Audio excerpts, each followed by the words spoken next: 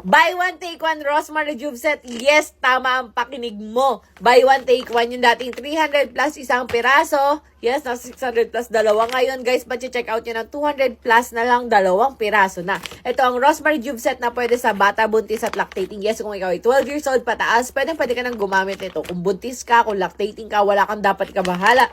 Dahil no hydroquinone and tretinoin to, kaya pwede to sa'yo. Yung pagbabakbak niya, micropeeling lang, kaya pakinis ng pakinis. Paglaskin ng paglaskin. Hindi kagaya nung ibang mga na-try nyo na parang nagbabalat ahas na naaagnas. Yes, ayoko talaga ng mga ganong sets din. Dahil may na-try na ako dati, parang gumaganon yung mukha ko. Nakakatakot talaga, lalo kung di ka marunong gumamit. Baka imbis na wala kang pekas, melasma, lalong, yung nakikita nyo, itim na itim yung mukha. Eto guys, pakinis ng pakinis, paputi ng paputi, paglaskin ng paglaskin.